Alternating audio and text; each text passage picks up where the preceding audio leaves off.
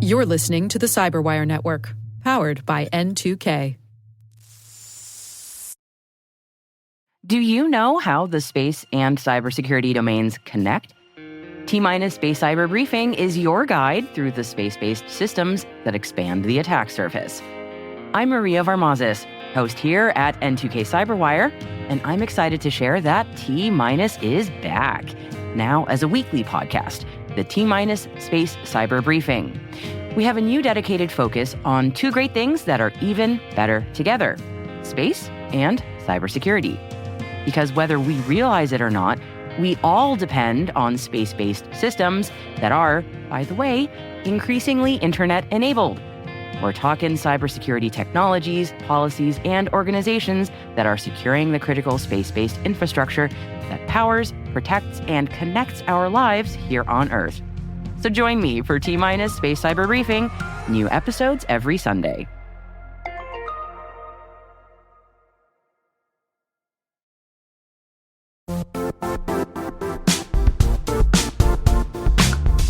No, it's not your imagination. Risk and regulation really are ramping up, and these days, customers expect proof of security before they'll even do business. That's where Vanta comes in. Vanta automates your compliance process and brings compliance, risk, and customer trust together on one AI-powered platform. So whether you're getting ready for a SOC 2 or managing an enterprise governance risk and compliance program, Vanta helps keep you secure and keeps your deals moving. Companies like Ramp and Ryder spend 82% less time on audits with Vanta. That means less time chasing paperwork and more time focused on growth. For me, it comes down to this. Over 10,000 companies, from startups to large enterprises, trust Vanta to help prove their security. Get started at vanta.com/cyber.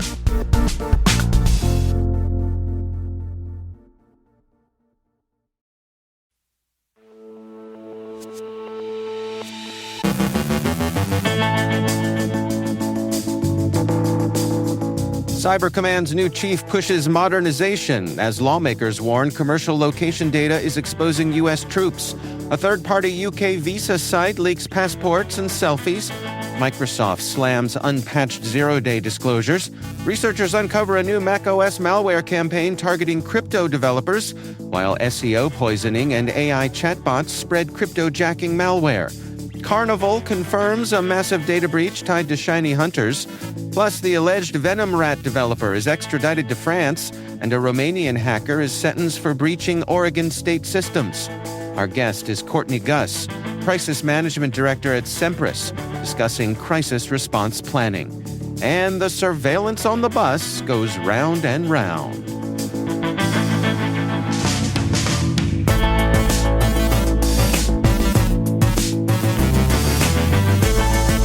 It's Thursday, May 28th, 2026. I'm Dave Bittner, and this is your Cyberwire Intel Briefing.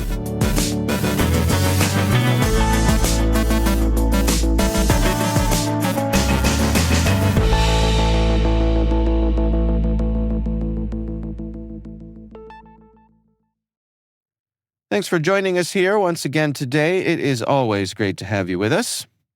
The new head of U.S. Cyber Command has ordered 2 reviews aimed at modernizing the military's cyber warfare operations and accelerating organizational reform.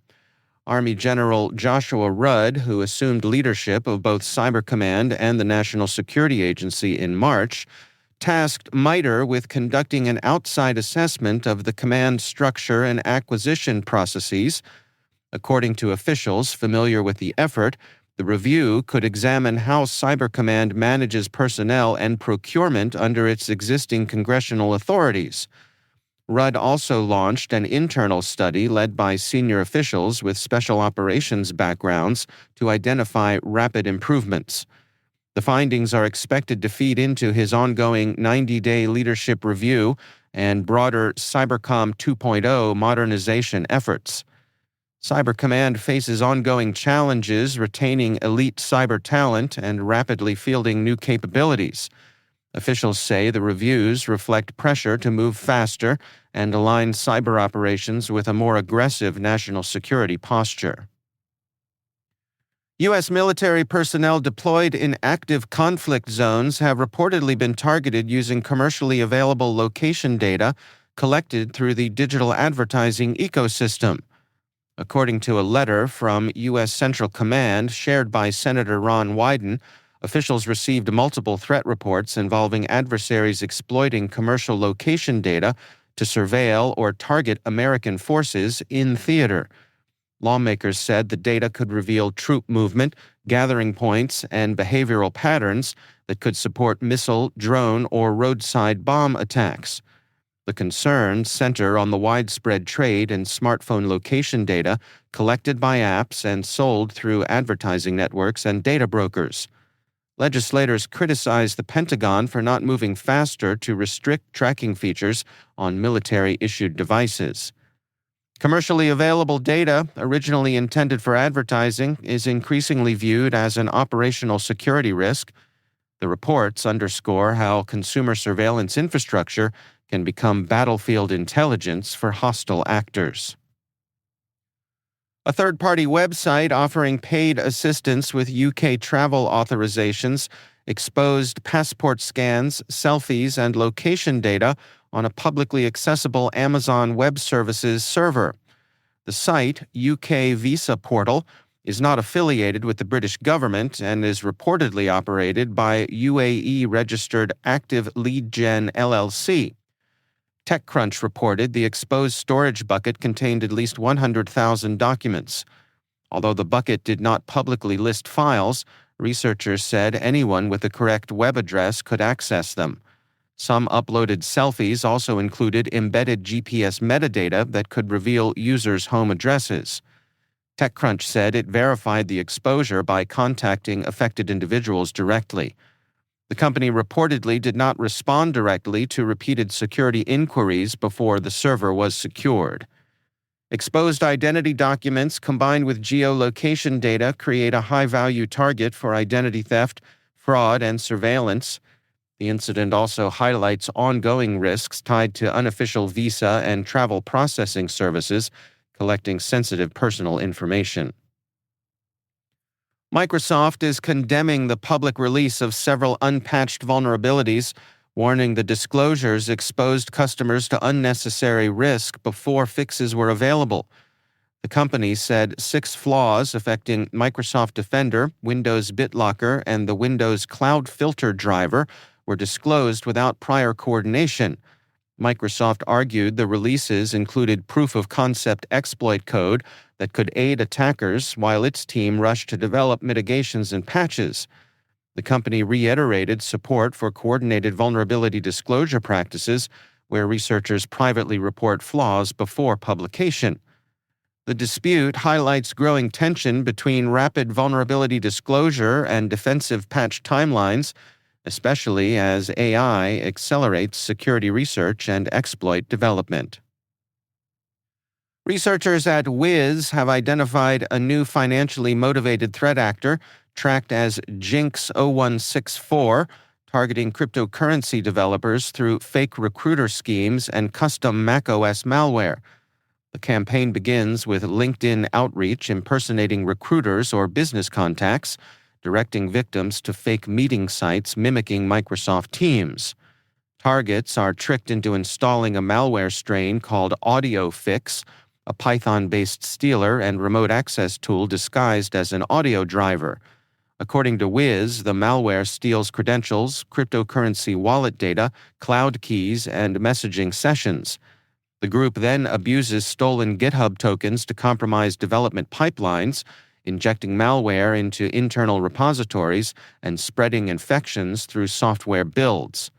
Researchers also linked the actor to a Trojanized NPM package containing a secondary macOS backdoor. The campaign blends social engineering, software supply chain compromise, and credential theft into a targeted operation against cryptocurrency firms. The activity also highlights growing threats to macOS environments and developer infrastructure. Microsoft researchers say threat actors are spreading GPU mining malware through poisoned search results and manipulated AI chatbot recommendations targeting users with high-performance computers. The campaign uses fake download pages for popular utility software, including Crystal Disk Info and HW Monitor.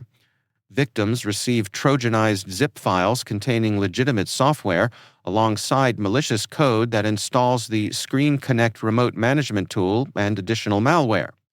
According to Microsoft, the attackers use persistence mechanisms, process hollowing, and Microsoft-signed binaries to evade detection before deploying cryptocurrency miners optimized for graphics processing units. The campaign combines SEO poisoning, AI-assisted deception, and stealthy malware techniques to maximize cryptojacking profits from powerful consumer and professional systems.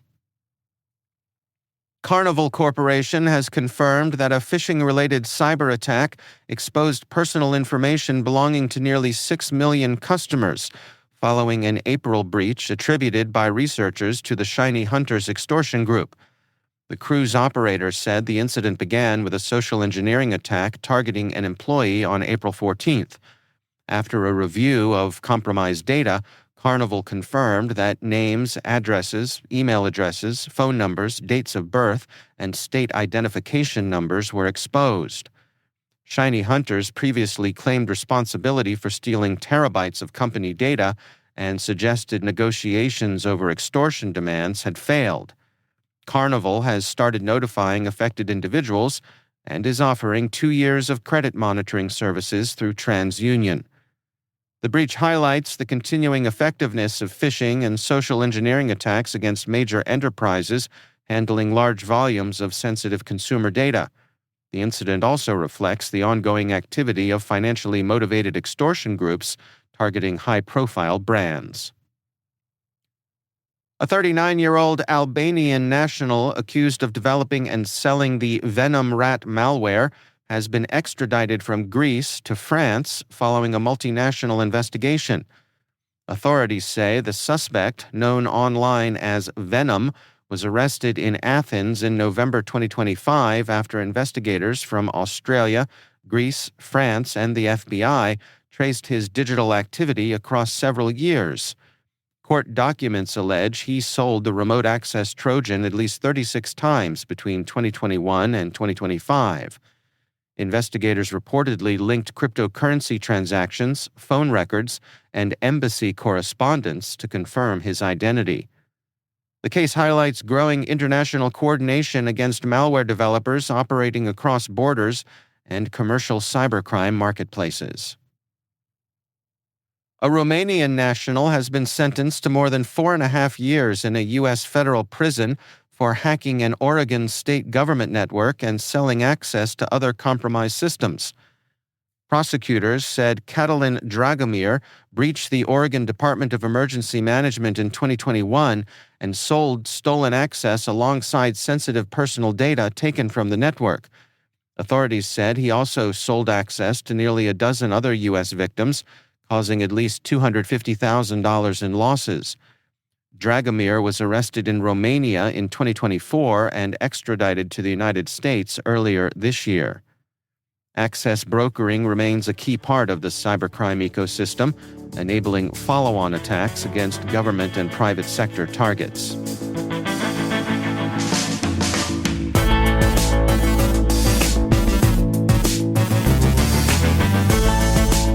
Coming up after the break, my conversation with Courtney Guss, Crisis Manager Director at Semperis.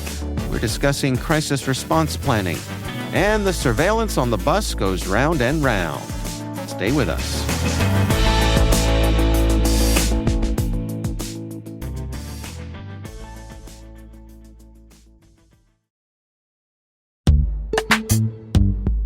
Most environments trust far more than they should, and attackers know it. ThreatLocker solves that by enforcing default deny at the point of execution. With ThreatLocker Allow listing, you stop unknown executables cold. With ring fencing, you control how trusted applications behave. And with ThreatLocker DAC, Defense Against Configurations, you get real assurance that your environment is free of misconfigurations and clear visibility into whether you meet compliance standards. ThreatLocker is the simplest way to enforce zero-trust principles without the operational pain. It's powerful protection that gives CISOs real visibility, real control, and real peace of mind. ThreatLocker makes zero trust attainable, even for small security teams. See why thousands of organizations choose ThreatLocker to minimize alert fatigue, stop ransomware at the source, and regain control over their environments. Schedule your demo at threatlocker.com/N2K today.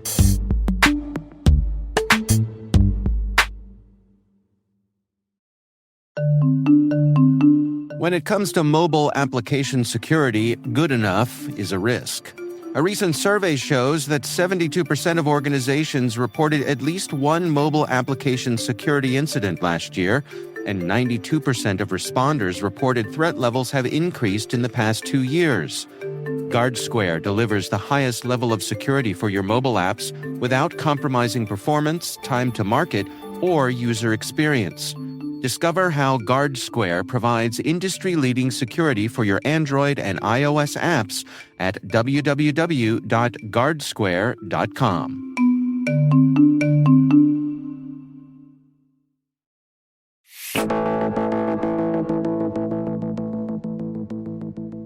Courtney Guss is Crisis Management Director at Semperis, and in today's sponsored Industry Voices segment, we discuss crisis response planning. My role here is actually to lead up a product called ReadyOne.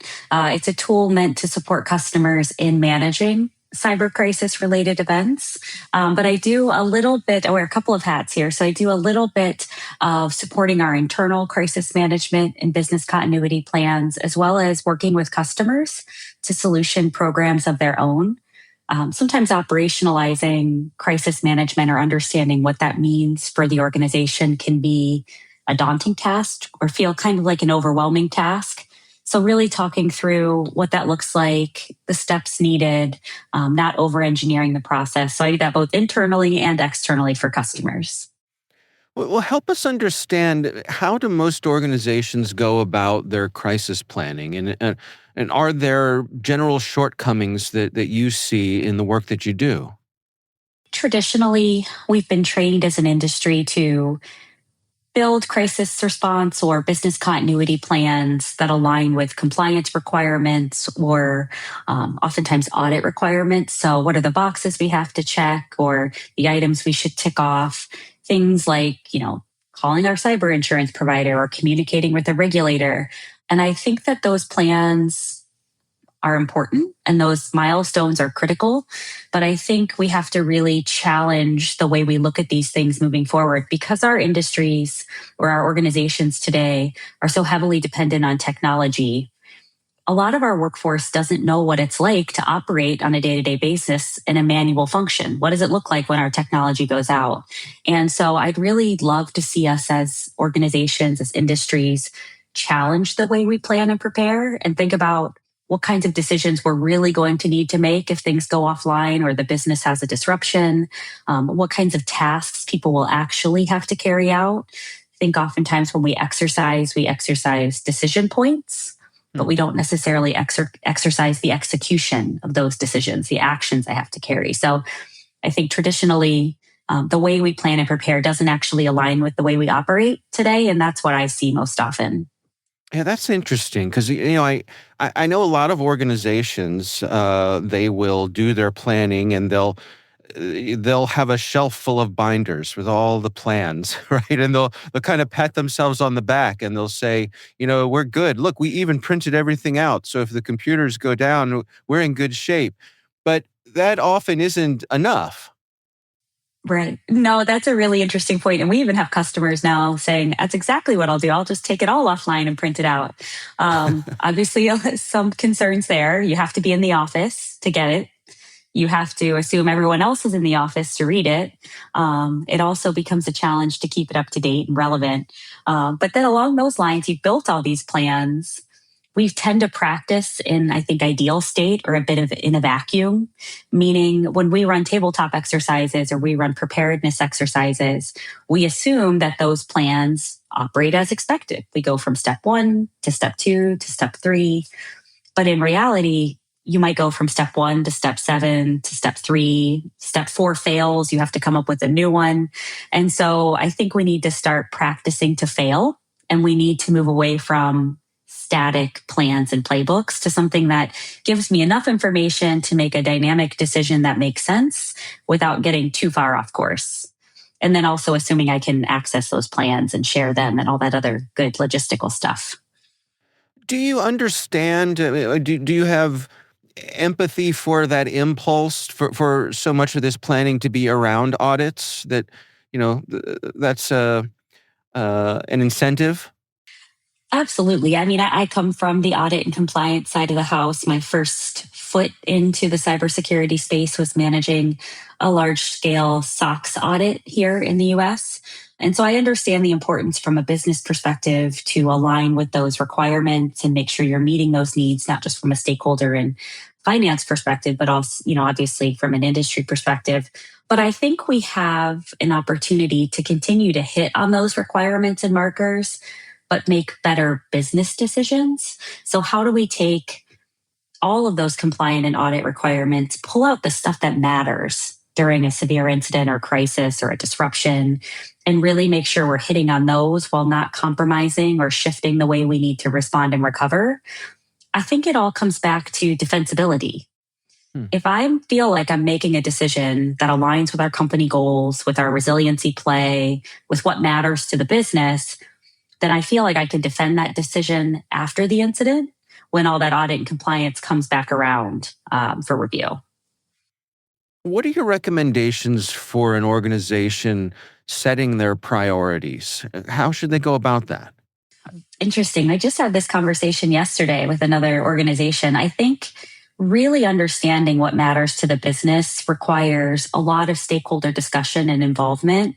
It's not just what keeps the lights on and the doors open, but it's really what matters to us. And so if you're a healthcare organization, it might be patient care or community impact. If you're more of a retail or logistics organization, it could be maintaining stakeholder or consumer trust or availability. But I feel like if we have a good idea of what that North Star is, then you can almost reverse engineer the supporting requirements around that. So I think having very candid and frank conversations at the level of your organization that owns authority, the authority to make those decisions, and deciding what that North Star is and aligning allows everyone else to kind of follow that guidance when they have to improvise or kind of make an ad hoc decision. I do think there's a couple of key pieces to identifying or prioritizing. And like I said a minute ago, the big one is who has the authority to make those decisions, who are the required stakeholders that should be in that conversation or in the room, and then really leaving with a shared alignment in terms of what matters. Because if I pulled 5 leaders across an organization into a room and I said, what matters to us? What are our biggest risks? What's our North Star? I would most likely get 5 different answers. And so making sure we leave the room with one answer, or at least 1.5 answers, gets us closer to the goal. Well, what happens when an organization finds themselves in this situation? The pressure is on. It's not just a tabletop exercise. This is real. How do we ensure that everyone can execute when they're under this immense pressure?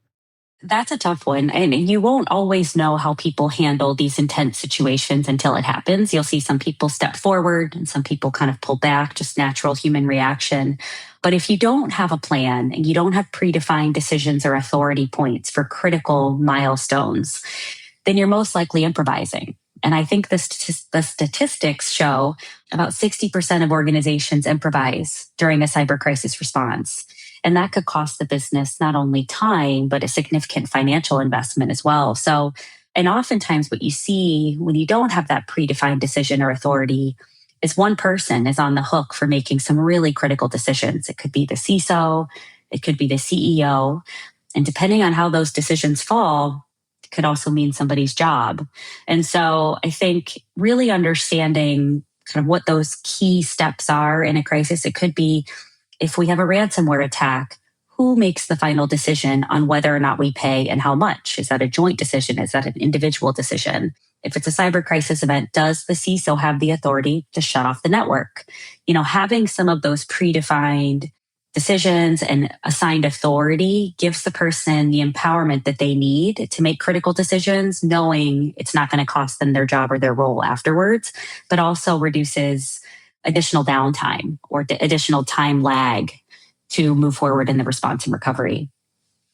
I want to touch again on the compliance element of this, because is it fair to say that compliance is still in the mix here? I mean, compliance still matters, but as you say, is it a matter of prioritization? Absolutely. Yeah. Compliance and regulatory frameworks are definitely not going anywhere, and they do provide value. They protect consumers and stakeholders across the world. And it's important. It does provide us some alignment as well. A lot of organizations probably wouldn't know where to start without some of those requirements. I actually had a customer ask me one time, who's good at this stuff? And I said, the organizations that have to be, because they spend the money on it, because they don't have a choice. And so it does definitely provide drive and alignment. I think a couple of areas where it gets really confusing and complex are where you're either, a multinational organization, global organization, or even an organization here in the US that works across multiple states, because now you're managing multiple regulatory compliance frameworks. And that's where it can be very complex. And I think that's where prioritization becomes super critical. Not every single one of those compliance metrics are a requirement. Not every single one has clear guidelines. Oftentimes, it's very gray as to how you manage those. So I think understanding what you're required to follow, what's mission critical, and prioritizing those, and then understanding that hitting on these other ones are super important, but maybe not as critical, allows you to really focus on what matters when it starts to get really complex and heavy in those response times. So what is the ultimate end goal here? I mean, how does an organization know that they're properly prepared? I think for me, if I were to say what the end goal should be or could be, it's maintaining business operations in the event of a severe disruption, the definition of resiliency, right? So for my organization, resiliency would be maintaining customer support, consumer stakeholder support, health and human safety of our employees, despite a severe disruption or incident, maybe potentially a crisis. For every organization, the definition of resiliency will vary. And so understanding what it means for us to maintain minimum viable operations in the event of one of these events is super important. And then from there, aligning to what kind of requirements we might have to fall to, depending on where the incident is and who's impacted, is going to determine which regulatory and compliance requirements I have to hit on. And so I think aligning on kind of what resiliency means for us, because that's what's going to be what matters. And then really focusing on what those key prioritized items are during that time does take quite a bit of planning and conversation. So if I was looking at a response and recovery playbook development for something like that, I might say for an outage, these are the critical operations I want to be focused on restoring. These are the people that are impacted by those critical operations. And these are the kind of reporting or regulatory requirements I have in a situation like this. Try not to overcomplicate it more than that, because you're going to have to make a lot of improvised decisions. We don't have to over-engineer these playbooks and scenario preparation plans, but at the same time, just give me what's most important so I make sure I don't miss those, and we'll figure out the rest. That's Courtney Guss, Crisis Management Director at Semperis. For more links related to today's discussion, please check out our show notes.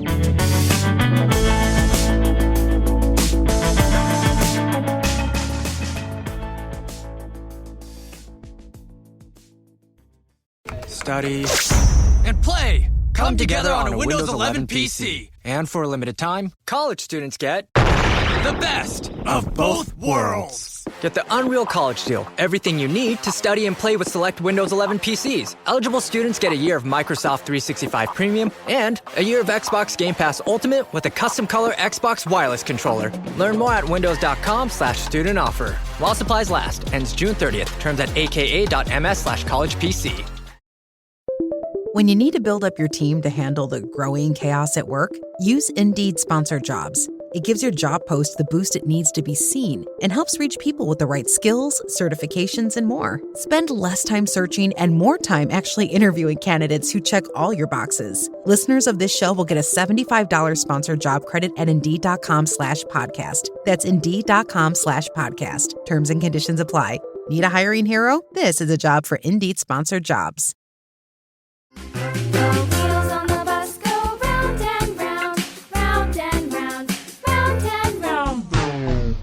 And finally, Bus Patrol, the company behind AI-powered cameras on more than 40,000 U.S. school buses, is reportedly preparing to expand those systems into full-time automated license plate readers.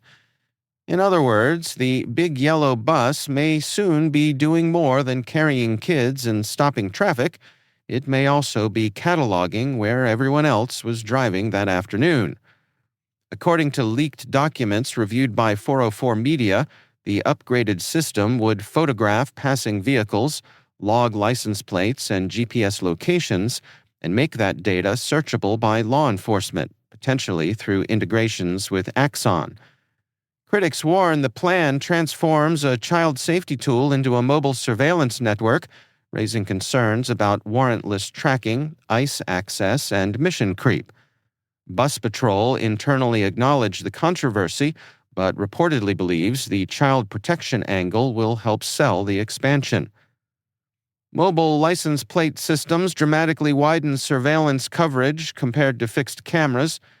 Privacy advocates say the technology risks normalizing mass tracking under the banner of public safety, a familiar pattern in the post-9/11 surveillance era. The surveillance on the bus goes round and round.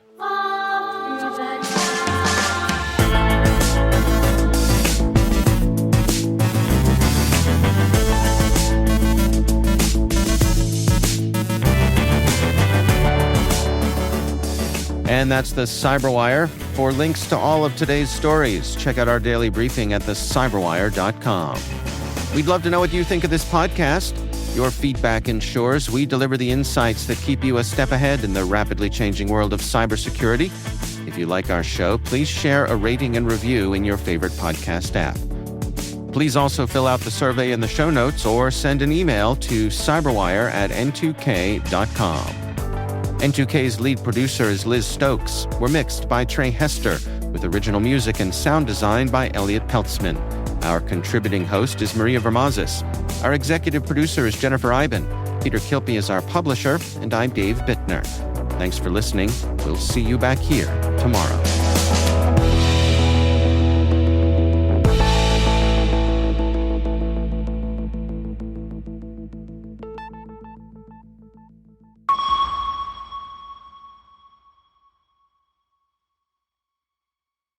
Did you know if your windows are bare, indoor temperatures can go up 20 degrees? Turn the temperature down with Blinds.com and get up to 50% off custom window treatments like solar roller shades and more during the Memorial Day mega sale. Whether you want to DIY it or have a pro handle everything, we've got you. Free samples, real design experts, and zero pressure. Just help when you need it. This is your last chance to shop up to 50% off site-wide during the Memorial Day mega sale at Blinds.com. Rules and restrictions apply.